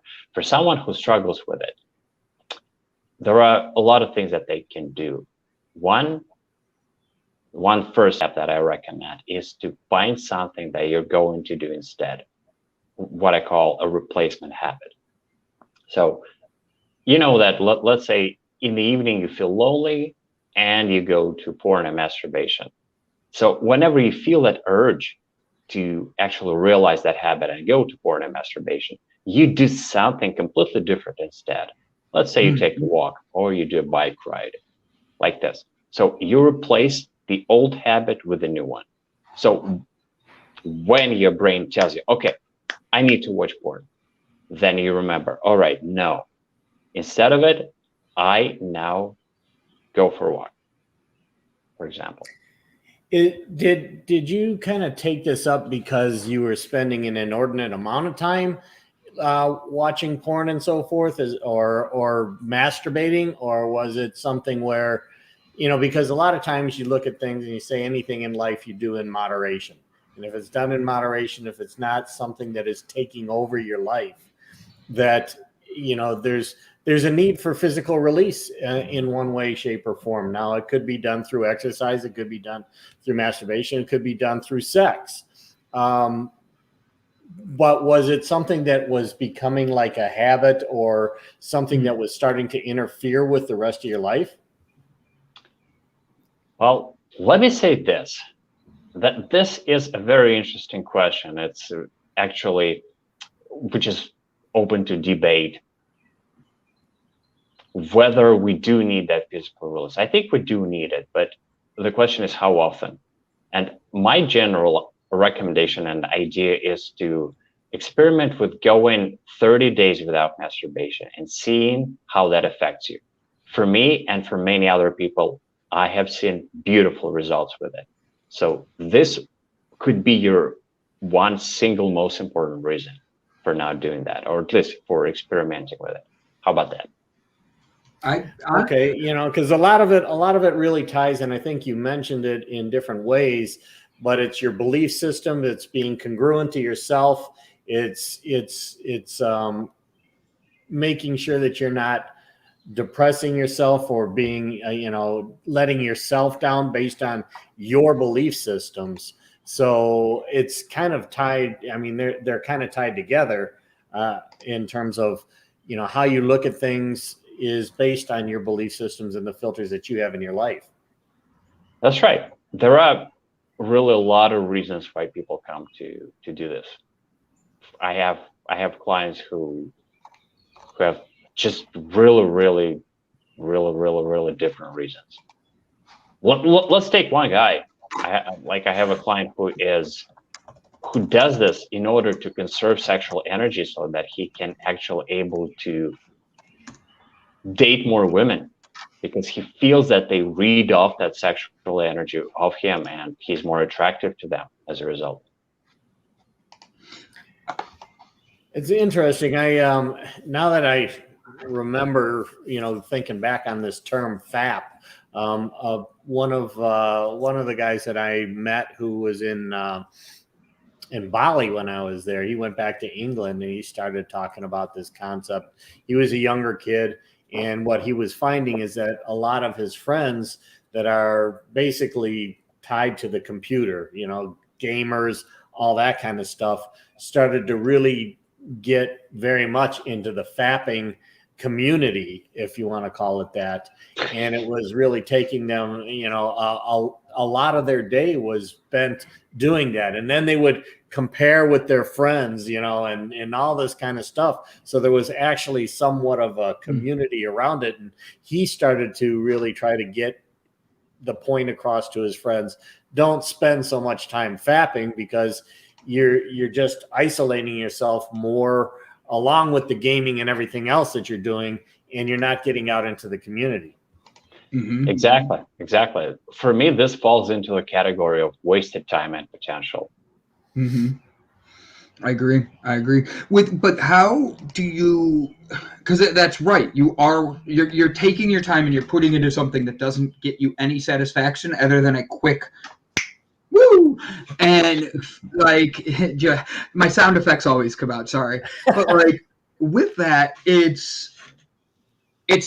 I love the way Jacob said this. He goes, it's respect and giving unreal expectations in relationships, because the truth is, I know guys who have isolated themselves or pulled away from their significant others because of addictions to these things. Porn is a very seriously hidden addiction in a lot of households, and it does create a lack of respect for your significant other. And I don't care if you're male or female. I'm going to make sure I say that. If you're having these feelings towards a video and new experiences in these videos that you're watching, a quick what, Brandon? Oh, sorry. A quick what? All of a sudden I'm like, wait, what did I say? But with that being said, if that's how you have to feel complete, to feel that energy, I think you're not respecting yourself. Would you agree with that, Roman? Like, you need to find a way to treat yourself in a way where it's not just that quick satisfaction, it's building yourself up, and that's what you're going for, because that's why you go for the exercise. You distract yourself from being into a mindset of, I need to see X, Y, and Z, and I'm bored, so I should come, and I should be like, I might be in left field on this, but like, what are your thoughts behind that? Well, you're right. So what we do as coaches, look at what people do in terms of the 6 human needs. And oftentimes a person who masturbates, the only reason they do this is to meet their need for variety, because they're bored. So what we say, okay, how can you meet that need for variety in a more sustainable way, which is really contributing to your growth and to overall happiness with life? And that's it. There's also that whole thing about, sexual tension within yourself, sexual tension when you go out and to be able to release that tension, so that when you're out, you don't seek that release in a different, possibly more negative way. So when you start looking at, kind of the other side, you've got a lot of sexual coaches out there that are promoting, the use of masturbation, so that you can actually have, and literally and figuratively, self-satisfaction, but also being able to have a release, so that you're not got this pent-up desire that can oftentimes lead you in a direction that I was about to say follow a Bill Clinton move, but it's one of those things where you've got a completely different community out there promoting the use of it in a healthy way. So how do you kind of talk about or address that? Well, I think you actually answered your question. It's all about experimentation. If you take those 30 days as an experiment and you go without masturbation and porn, first of all, you end up feeling in control of your life and your urges. That's one good thing. So you feel better about yourself. And the second thing, you can actually see whether that conserved sexual energy is helpful to you or not. So one scenario is that you keep thinking about this all the time, you have urges all the time, and you just can't focus. And that's obviously bad for you. But if the second scenario is that you feel that energy like really bubbling in you, you feel that it wants to transmute into some beautiful way, into some creative way. And then you really rechannel that energy into that way. You create something, you like start a new career, or you do a sidekick job or whatever. And that means this is good for you. So the whole point is experimentation. That's why whenever someone, starts to actually confront this whole thing of no fapping, I say, okay, sure. And this might be true for you, but it doesn't mean that it cannot be different for another guy. So it's all about experimenting and seeing what works for you and what doesn't. And that kind of goes back to what I was saying before in terms of belief systems and things along those lines. It's always good to question your belief system, and you need to reach out, or you need to experiment oftentimes in order to actually validate or decide that belief system that you have maybe is not as empowering to you today as it was yesterday.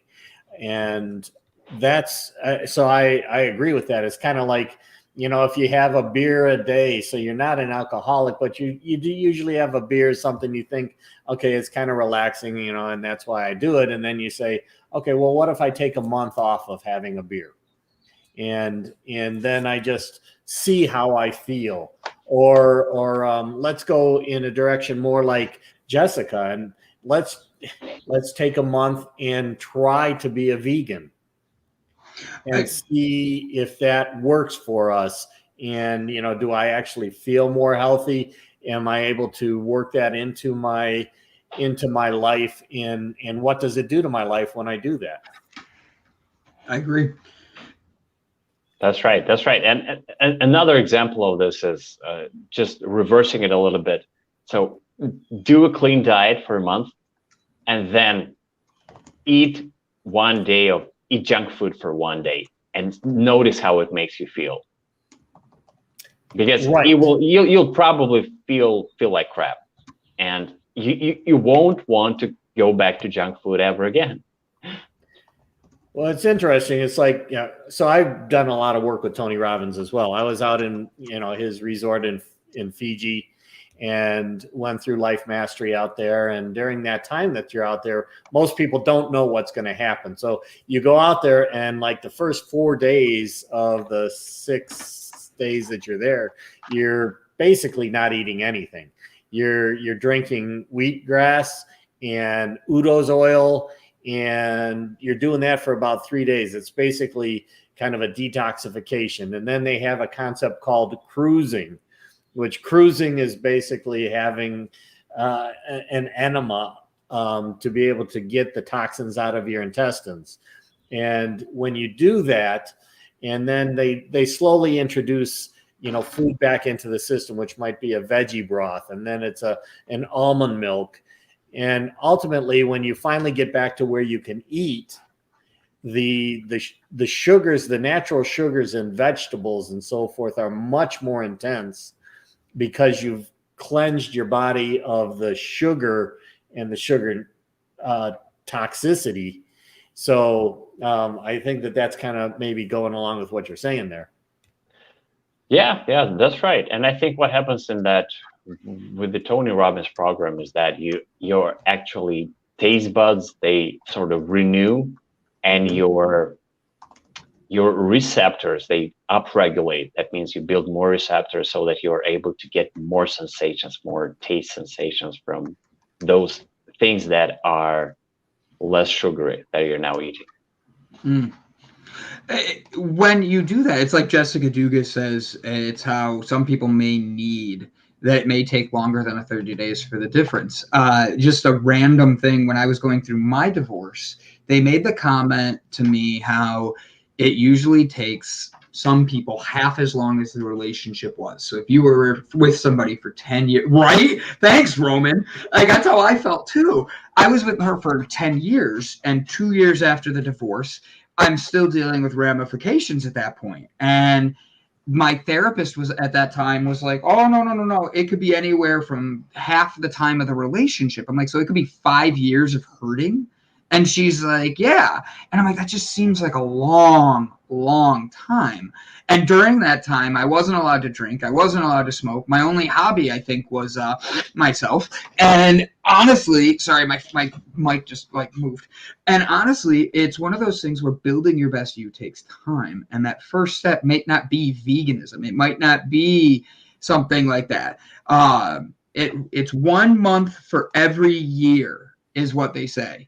That's interesting. I did not know that. So that would be, if you're 10 years, it'd be 10 months. I did not know that. But the thing is, there's all these different opinions. And when you're trying to build your best self, maybe this is that first step for you, because that loneliness is it. And I'm asking more of a question on, do you think that is why people stay in that loneliness? Is they're looking at these things, wishing they had that other person there, wishing they had something to fill that void of emptiness. It's not helping them get out of a negative state. Is that what you'd say, Roman? Definitely. People just get stuck in the past. And what they need to do is to make a conscious choice. They say, I would give myself some time, but definitely not months or years, a couple days or at the maximum weeks to grieve. Then you move on and you focus on the future. You focus on what you want, because dwelling on the past doesn't serve anyone, especially you. I love how you said that. I think Jacob has a good question here, and I was going to get into this because you mentioned you are keto, and he loves Roman's thoughts on fasting. I think it's great, but it's starting to become more of a fad to multiple day fasts. How do people judge that they are ready for that or not? Like from my experience, I've built up to it. Let's say, in 6 months. So I went from skipping just one meal, and I was, at that point, 2 years ago, I was doing 4 meals a day. So I started by skipping my dinner, and then I skipped lunch and dinner. And finally, I was able to do just 1 meal a day. And from there, I went to doing this 45-hour fast that I do now once a week. So basically what I do now is I do 3 days of 2 meals with a 6-hour eating window, then 3 days of OMAD, which is 1 meal a day. And so one day I don't eat at all. So it makes a 45-hour fast. And by the way, I'm not really sure. I want to experiment with this. I might think that doing it like this, like a 45-hour fast every day, might be less effective for me compared to, let's say, doing a 4-day fast, but let's say once a month. All right, so I'm going to ask a weird question.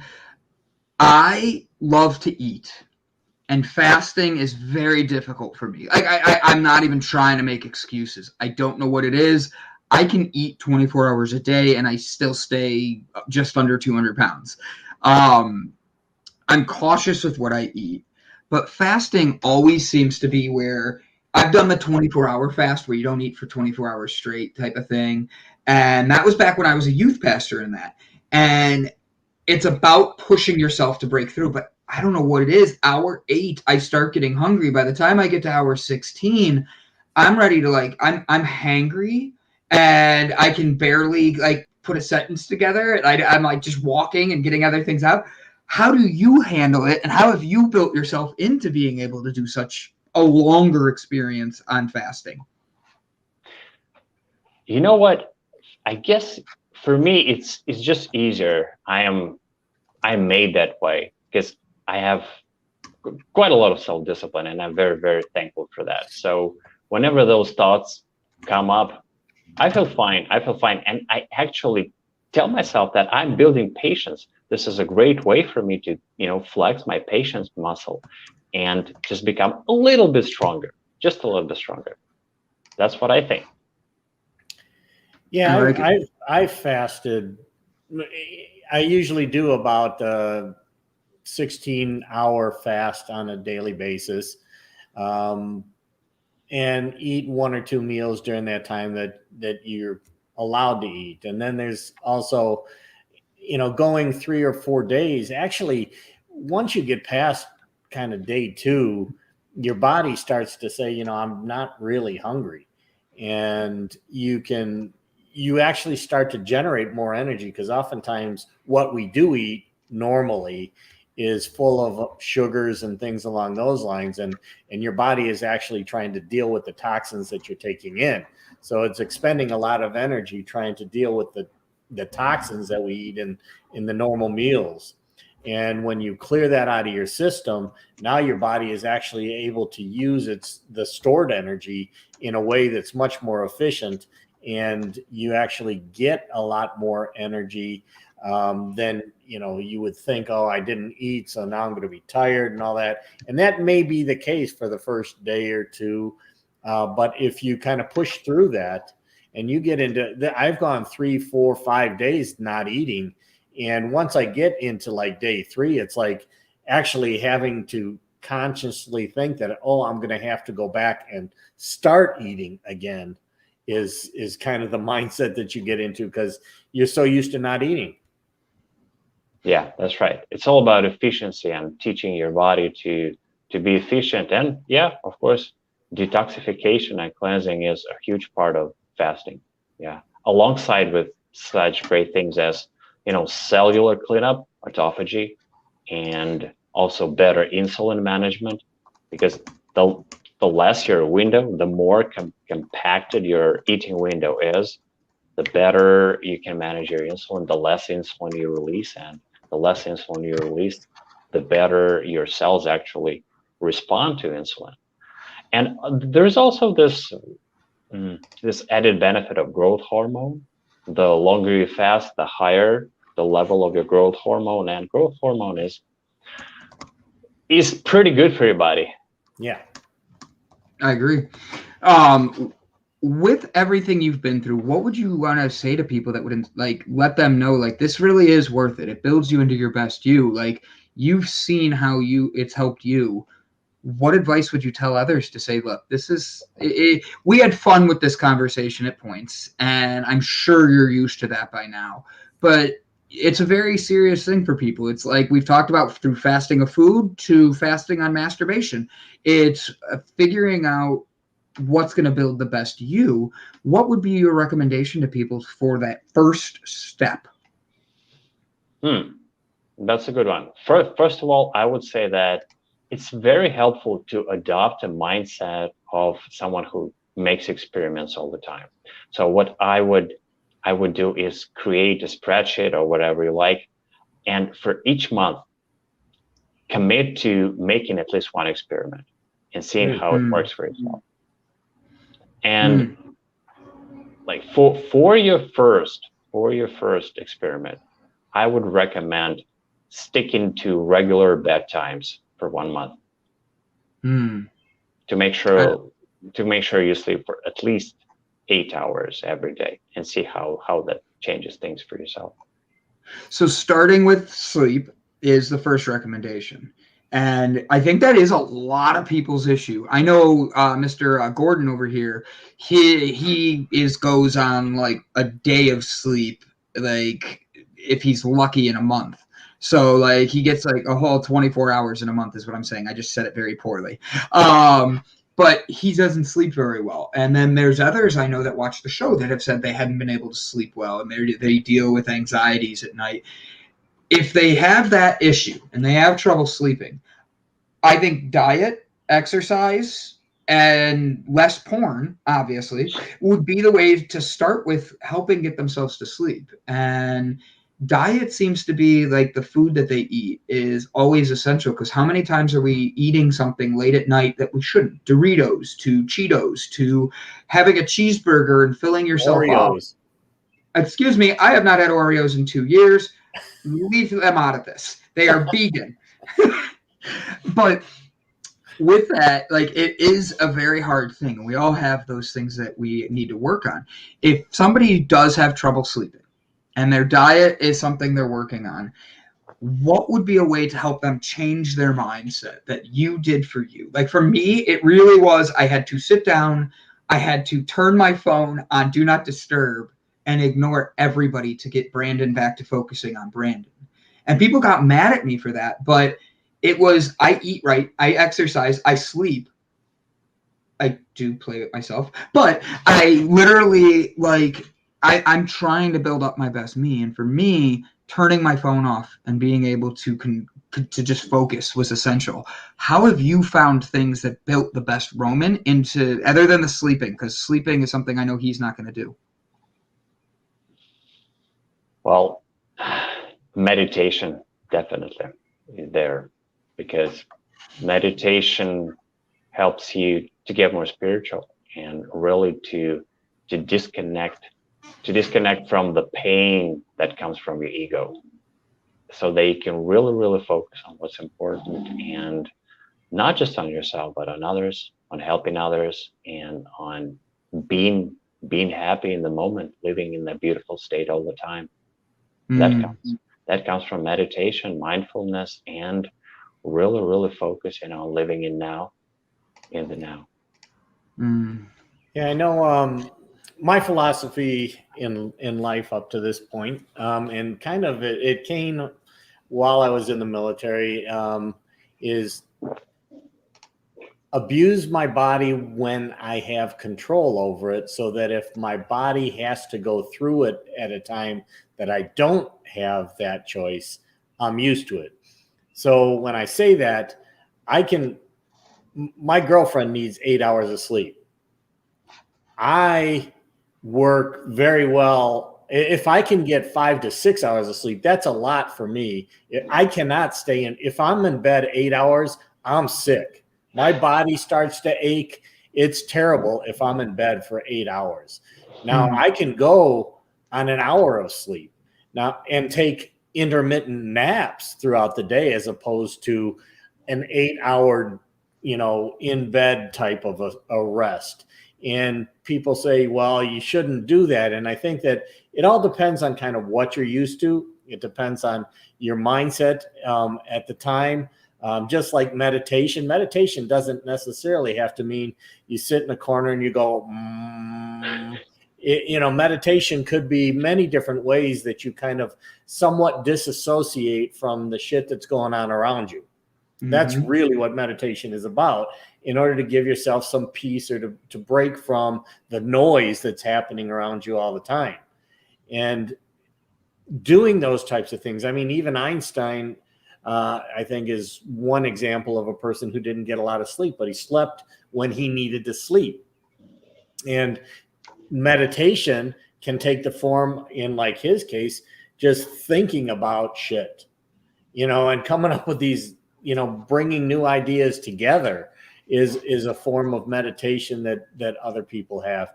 So that's kind of the direction that I've gone.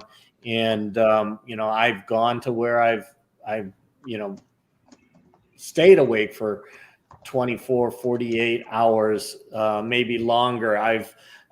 When I was in the military and we would go into an exercise or an operational mode, sometimes you don't get that opportunity to get to sleep. So if you've experienced it while you can, then when you have to, it's not such a shock to your body and to your mind.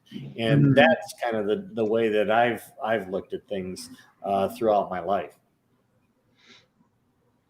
Yeah, that's a very healthy perspective.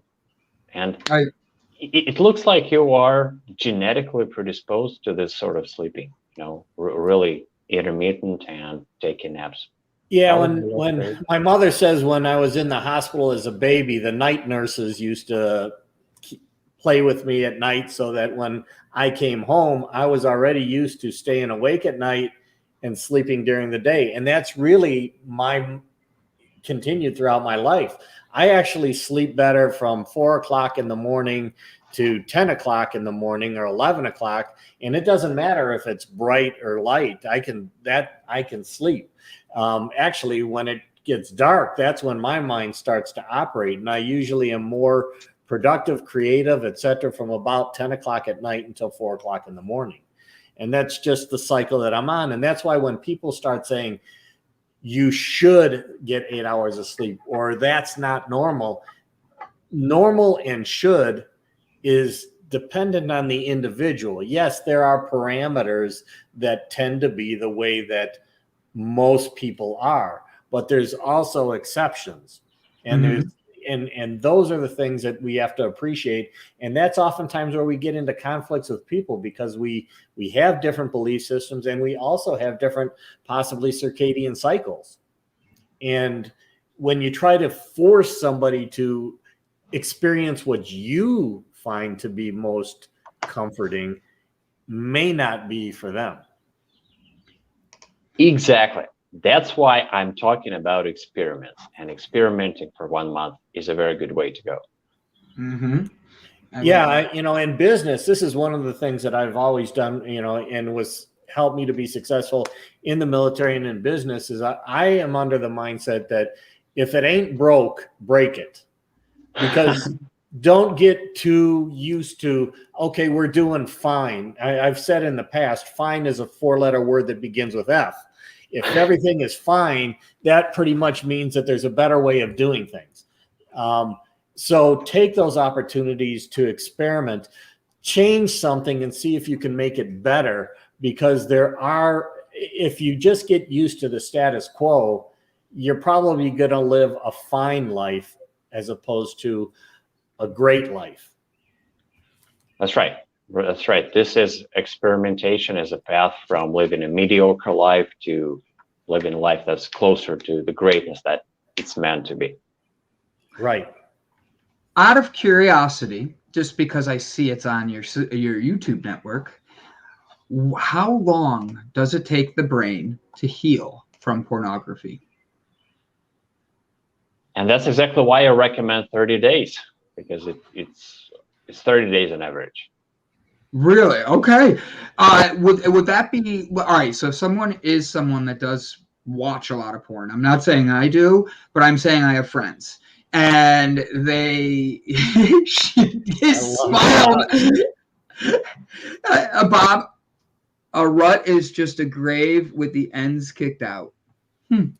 Interesting. So when you get into a rut in life, it's almost like putting yourself to rest. Yeah, I agree. With that though, with people that are struggling with that and they're looking to get out and they don't realize what they're doing. You've said to get to sleep. People, huh, Brandon? I know people who watch a lot of porn. Leave me alone. With them doing that, and you're trying to help people understand. I'm going to switch my question. Have you heard of the XXX Church? XXX Church? No. So it was a thing. I didn't get a chance to look up right before the show. I wanted to look up more. But it was a thing that was all about these gentlemen who started a church online for people that were addicted to porn. And they wanted to help themselves get out of this. And what they were doing is you would sign up to be a part of their webpage. And you'd have to put 3 other people's emails on.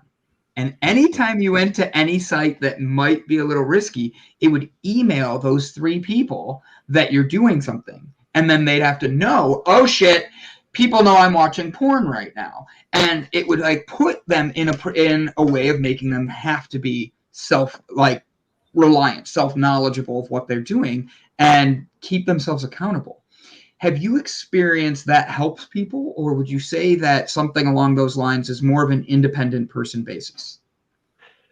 Yes, you're right. And thank you for this example, because accountability is a huge part of the recovery program. Definitely. And it might take different forms, from daily check-in calls to just going on a forum like Reddit and leaving messages there every day, checking in with a crowd.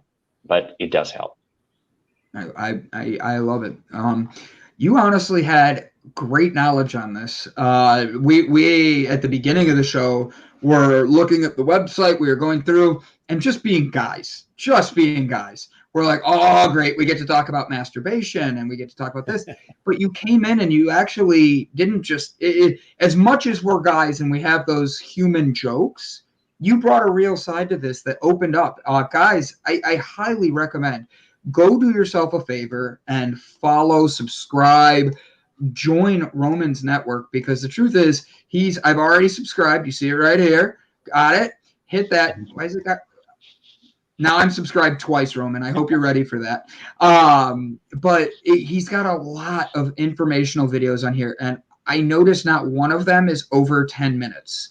They're quick, easy, informational videos, and they're not all about other sexual things. It's about saving your marriage from never chase a woman and what's wrong with that. And he gives us his answers here today were phenomenal with that, because it makes you look needy. And I think there's so many men that don't realize that they're coming across needy. That creates codependency. Stop putting yourself in situations that make you hurt. Go follow and subscribe to Roman's site now, to his YouTube, and be able to of course, my one employee that's coming in comes in right now when I'm talking about this. He's like, wow, what did I walk into? I knew he was going to walk in at some time. But Bob, or Roman, this has been phenomenal. The way we end every episode is a little bit different than most people. And we end with spreading positivity and giving everybody a word of affirmation. I'm going to have Brett Gordon start with us. Then I'm going to surprise Bob Seymour and bring him in to say his, because he's not paying attention, even though I'm saying it right now. And then I'll do mine, so you see how we have it set up, and you'll be able to take us out with the final words of the day. Sound good? Absolutely. Thank you, Roman. Thank you. Thank you for subscribing. Oh, absolutely, my man. I honestly, look, as much as I am with jokes, I always believe you have to make the joke land, and if it doesn't land, you have to make sure you're not offending anybody. And you weren't bringing anything that wasn't a serious topic. It was, I made the jokes to make it where your topic could be caught, experienced, and have people open up to that vulnerability. So I thank you for what you're doing and being on here today. Hopefully we get to find out more about what Bob Seymour's porn is. So I'm just kidding. All right, Brett, take us out, my friend. Give us that first one. All right. Well, I'm going to kind of go back to what I've said in the past and what I said a little bit earlier, and that is, if it ain't broke, break it. I've constantly say throughout One Square at a Time, our show, that what we always need to do is question our belief systems, because what our belief systems are most of the time are not belief systems that we chose, but belief systems that were imposed on us through our youth, through our school, through our association with groups, and it can change, and belief systems do change throughout your life. So experiment, question your belief systems. If it ain't broke, break it. Check it out. Make sure that it is still serving you in the way that is most empowering to you, because oftentimes an empowering belief system that protected you under certain circumstances, but those circumstances have changed, that belief system now can be very disempowering to the rest of your life. So take the opportunity, experiment. If it ain't broke, break it. And because you can always go back to it, but at least give it a shot, at least test it out. And then you can decide, is this really serving me today the way that I feel that it served me yesterday? And will it serve me in my future the way I want my future to grow? Well, hey, I'm going to stick with my general theme here. It's got to love people, man. Look at them from a different perspective. Get out of your comfort zone, man. Take risks, take chances, and don't regret anything. I made a determination in my mind 4 or 5 years ago that I'm not going to regret anything. I don't care if I do the dumbest thing. I'm going to learn from it. My Bible's full of stories of guys that screwed up so bad, adulterers, murderers, whatever. And those things that they did, they were written down, made public so that you and I can learn from them. So just get out of your comfort zone and love people right where they are, man. It's not hard to do.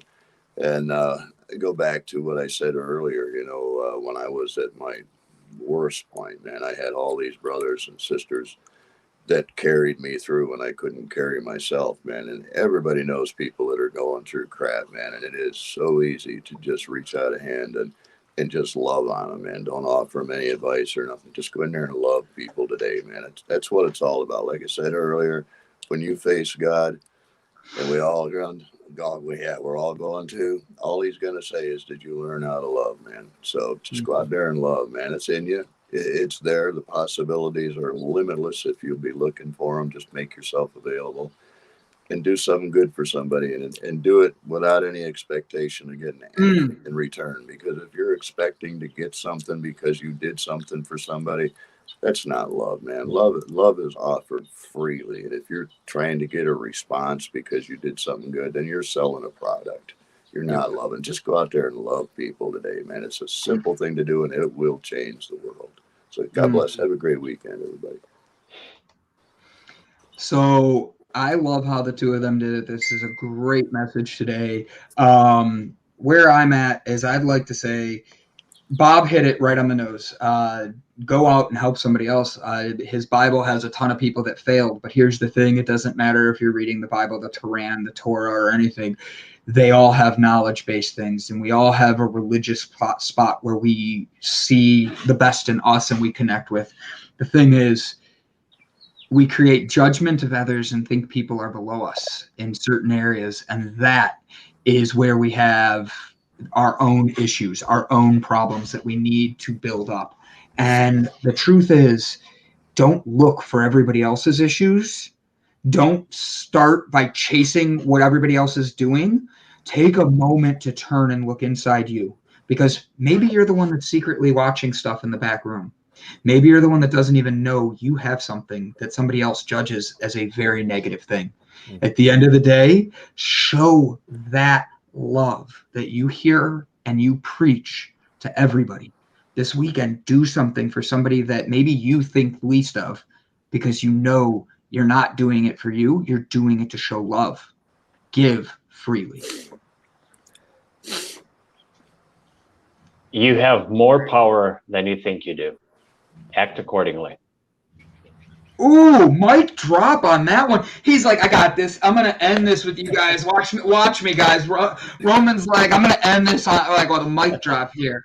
Guys, once again, here is Gavin Kerr. I'm going to beat you up. Here is Roman's YouTube page.